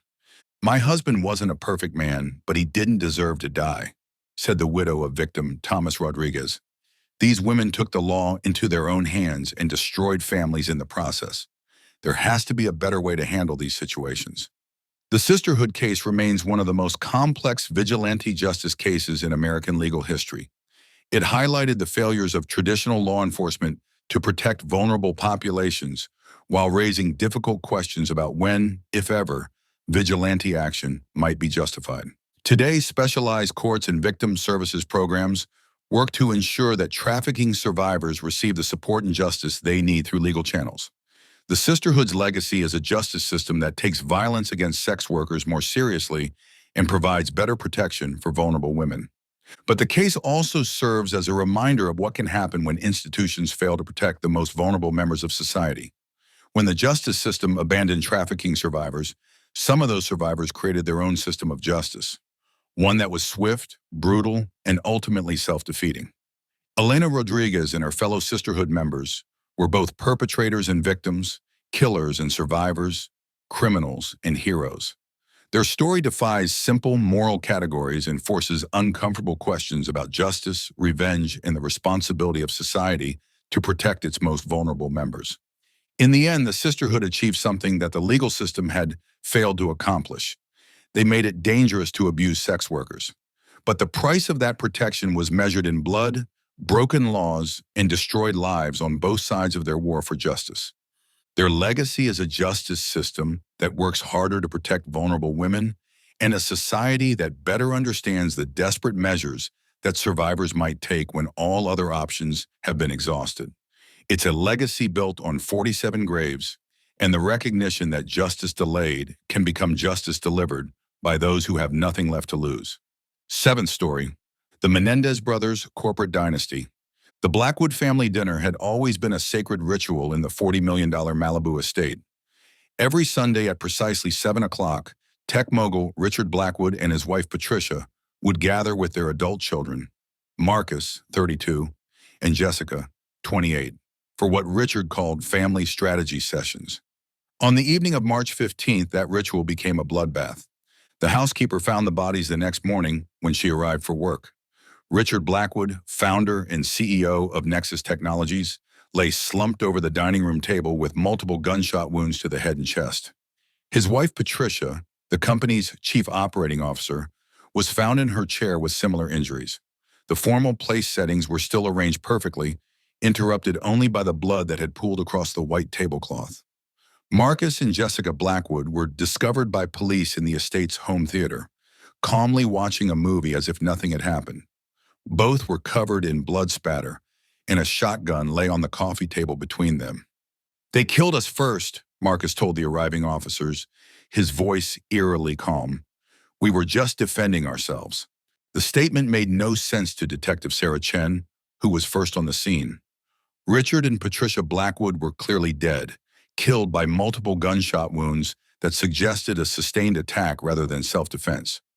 Marcus and Jessica showed no signs of injury and had made no attempt to call for help or flee the scene. More puzzling was the siblings' behavior during their arrest.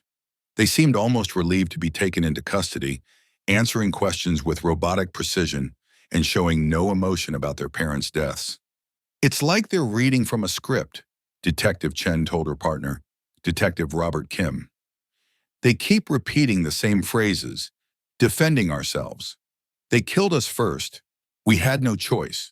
But none of it makes sense given the evidence." The initial investigation focused on financial motives.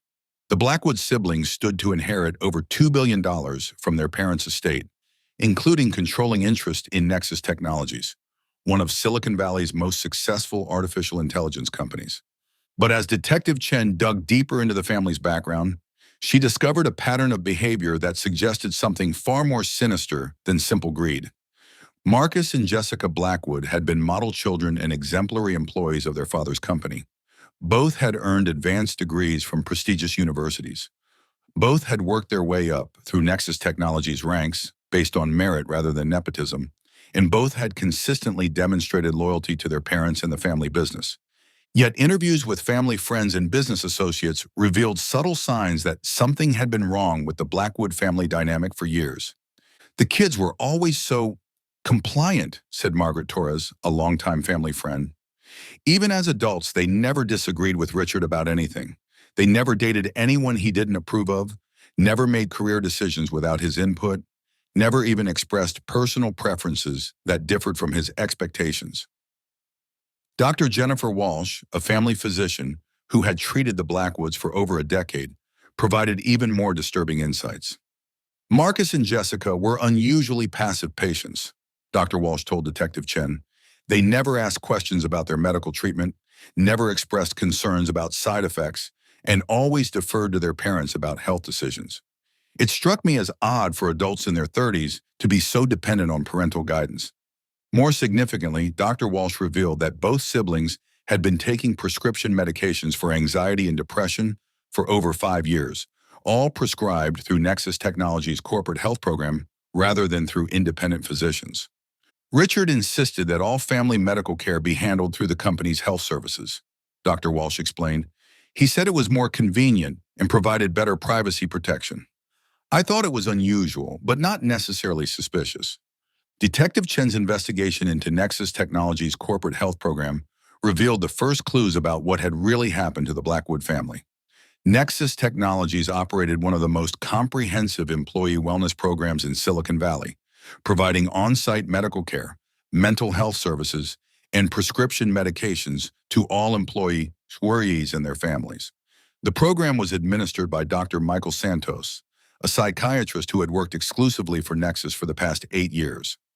Dr. Santos had been responsible for prescribing and monitoring the medications that Marcus and Jessica had been taking for anxiety and depression. But when Detective Chen requested their medical records, she discovered that the medications listed in their files didn't match the pills found in their possession. The medications in Marcus and Jessica's personal effects were identified as experimental compounds that weren't approved for human use outside of clinical trials. More disturbing, the compounds were designed specifically for behavioral modification and cognitive control. Toxicology tests on blood samples taken from the siblings after their arrest revealed that they had been unknowingly consuming a cocktail of experimental drugs that included synthetic hallucinogens, powerful sedatives, and compounds designed to suppress independent thought and enhance suggestibility. They've been systematically drugged for years, Dr. Lisa Martinez, a forensic psychiatrist brought in to evaluate the case, told Detective Chen. These compounds are specifically designed to make subjects more compliant and less capable of independent decision-making. Marcus and Jessica have essentially been chemically lobotomized. The investigation revealed that Richard Blackwood had been using his own children as test subjects for experimental behavioral modification drugs that Nexus Technologies was developing for potential military and corporate applications. The technology was part of a classified research program called Project Harmony, which aimed to create pharmaceutical methods for ensuring employee loyalty and reducing workplace conflicts. The goal was to develop drugs that could be administered covertly through food, water, or air systems to make workers more productive and compliant. Richard Blackwood had been testing these compounds on Nexus Technologies employees for over 3 years, using the company's wellness program as cover for unauthorized human experimentation. But his most intensive testing had been conducted on his own children, who had been receiving daily doses of experimental drugs through their prescription medications. Richard saw Marcus and Jessica as perfect test subjects, explained FBI agent David Kim, who took over the investigation when its scope became clear. They lived in his house, worked in his company, and trusted him completely. He could monitor their behavior constantly and adjust dosages based on their responses. The drugs had gradually stripped away Marcus and Jessica's capacity for independent thought, emotional response, and moral reasoning. They had become human automatons, following their father's instructions without question and suppressing any impulses that conflicted with his expectations. But the experimental compounds had also made them increasingly unstable and prone to violent outbursts when their chemically controlled personalities were challenged or threatened. The night of the murders, Richard Blackwood had apparently decided to increase the dosages of experimental drugs being administered to his children. During the family dinner, he had given them what he believed would be the final phase of his behavioral modification experiment. Instead, the increased drug levels had triggered a massive psychological break that temporarily restored their suppressed rage and resentment about years of involuntary drugging and psychological manipulation. They didn't kill their parents for money, Dr. Martinez explained to the court during the siblings' competency hearing. They killed them because the drugs finally allowed them to feel the full extent of what had been done to them. For a few hours, they experienced all the anger and betrayal that had been chemically suppressed for years. Security camera footage from the Blackwood estate, recovered during the investigation, provided disturbing evidence of the family's final dinner. The video showed Richard Blackwood adding white powder to his children's wine glasses while explaining that he was upgrading their treatment protocol. Within minutes of drinking the drugged wine, Marcus and Jessica began displaying signs of severe psychological distress. They became agitated, confused, and increasingly hostile toward their parents. When Richard attempted to calm them by administering additional drugs through injection, they turned violent. "You poisoned us," Jessica could be heard screaming on the security footage. "You stole our minds, our lives, everything. You made us into your puppets." The murders that followed were brutal and sustained, with both siblings taking turns shooting their parents multiple times. But the most chilling aspect of the security footage was what happened afterwards. As the experimental drugs metabolized and left their systems, Marcus and Jessica gradually returned to their chemically induced compliant state. They cleaned up the crime scene methodically, changed their clothes, and settled in to watch a movie as if nothing had happened. The drugs didn't just suppress their emotions, Dr. Martinez explained. They suppressed their memories of emotional experiences. Marcus and Jessica couldn't sustain their anger, or even remember why they had been angry once the drug effects wore off. The legal proceedings that followed were unlike anything in criminal history. Marcus and Jessica Blackwood were clearly guilty of murdering their parents, but they had been acting under the influence of drugs that their father had administered without their knowledge or consent. More problematically, they had been chemically incapacitated for so long that they couldn't be considered competent to stand trial in their current state. The behavioral modification drugs had literally changed their brain chemistry, making them incapable of understanding the charges against them or assisting in their own defense. "These defendants are victims as much as they are perpetrators," argued their defense attorney, Rebecca Torres.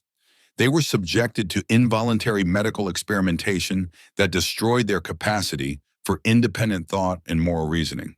They cannot be held responsible for actions they took while under the influence of drugs that were administered against their will." The prosecution argued that regardless of the circumstances that led to their altered mental state, Marcus and Jessica had committed premeditated murder and needed to be held accountable for their actions. Richard and Patricia Blackwood were the victims here, prosecutor Jennifer Walsh told the court. They were gunned down by their own children in their own home. The fact that the defendants were under the influence of drugs doesn't change the fact that they committed murder. The case was further complicated by the revelation that Nexus Technologies had been conducting unauthorized human experimentation on hundreds of employees through its wellness program. FBI investigations revealed that dozens of workers had been unknowingly dosed with experimental behavioral modification drugs over several years. Many Nexus employees had experienced personality changes, memory problems, and psychological issues that they had attributed to job stress or other factors. Some had been hospitalized for mysterious neurological symptoms that doctors couldn't explain. Richard Blackwood turned his entire company into a laboratory for testing mind control drugs. FBI agent Kim testified during congressional hearings about the case. His employees were unwitting test subjects, and his own children were the primary experimental subjects. The Nexus Technologies scandal prompted federal investigations into corporate medical programs and human experimentation practices throughout Silicon Valley. New regulations were enacted requiring independent oversight of all employee health programs and strict controls on pharmaceutical research involving human subjects. Marcus and Jessica Blackwood underwent intensive medical treatment to reverse the effects of years of involuntary drugging. The process was slow and difficult, as their brains had to relearn how to function without chemical suppression of emotions and independent thought. It's like watching people wake up from a coma that lasted 5 years, explained Dr. Rodriguez, the neurologist overseeing their rehabilitation. They're remembering emotions they haven't been allowed to feel, forming opinions they haven't been permitted to have, and discovering personalities that were chemically suppressed. As Marcus and Jessica slowly recovered their capacity for independent thought and emotional response, they began to understand the full extent of what their father had done to them. The realization was devastating and led to severe depression and suicidal ideation as they processed years of suppressed trauma. "I don't remember who I was before the drugs," Marcus told his therapist during one session. "I don't know what my real personality is supposed to be like. My father stole my mind and replaced it with chemicals." Jessica's recovery was even more difficult, as she began remembering suppressed memories of sexual abuse that had occurred while she was under the influence of the behavioral modification drugs. Her father had apparently used the compounds to make her more compliant during incidents of incest that she had been chemically prevented from remembering or resisting.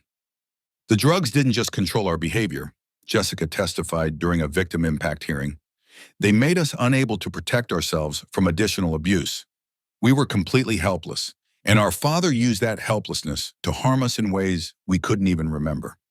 The legal resolution of the case took over 3 years and established new precedents for dealing with defendants who had been subjected to involuntary mind control. Marcus and Jessica were ultimately sentenced to 10 years in a specialized psychiatric facility where they could continue their recovery while serving time for their parents' murders.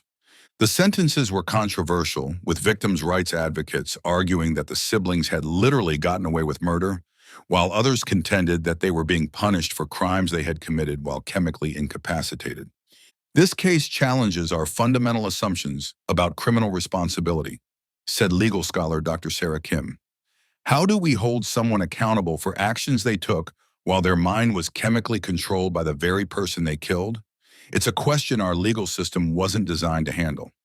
Nexus Technologies was dissolved and its assets liquidated to compensate the hundreds of employees who had been subjected to unauthorized drug experimentation. Richard Blackwood's estate was also used to fund research into treating victims of involuntary pharmaceutical manipulation. The experimental drugs developed for Project Harmony were classified and transferred to the Centers for Disease Control for further study under strict ethical oversight. Several other technology companies were investigated for similar human experimentation programs, leading to increased regulation of corporate wellness initiatives. Marcus and Jessica Blackwood were released from psychiatric custody after serving 7 years of their sentences. Both had made significant progress in their psychological recovery, though they continued to struggle with the long-term effects of their father's experimentation. Marcus became an advocate for victims of medical experimentation, working with congressional committees to strengthen protections against involuntary pharmaceutical testing. Jessica established a foundation supporting children who had been abused by parents in positions of medical or scientific authority. "We can never get back the people we were supposed to be," Marcus said during a congressional hearing on human experimentation, "but we can make sure that other children are protected from the kind of abuse we suffered. No parent should be allowed to use their children as laboratory animals." The Blackwood case remains one of the most disturbing examples of parental abuse and corporate malfeasance in American history. It demonstrated how easily medical authority could be abused to control and manipulate vulnerable individuals, even within families. More broadly, the case highlighted the dangers of unchecked corporate power and the need for independent oversight of medical research involving human subjects. Richard Blackwood's ability to conduct illegal experiments on his employees and children for years without detection revealed serious gaps in regulatory oversight. Today, Marcus and Jessica Blackwood live quiet lives under assumed names, still struggling to understand who they are without their father's chemical control. They have formed a close relationship based on their shared trauma and their ongoing efforts to help other victims of medical abuse. "We're still discovering things about ourselves that were suppressed by the drugs," Jessica explained during a rare interview. "Sometimes I'll have a reaction to something, a food, a movie, a piece of music, and realize it's the first time I've been able to have an authentic response to it. My father stole our childhoods, our personalities, our capacity to be human.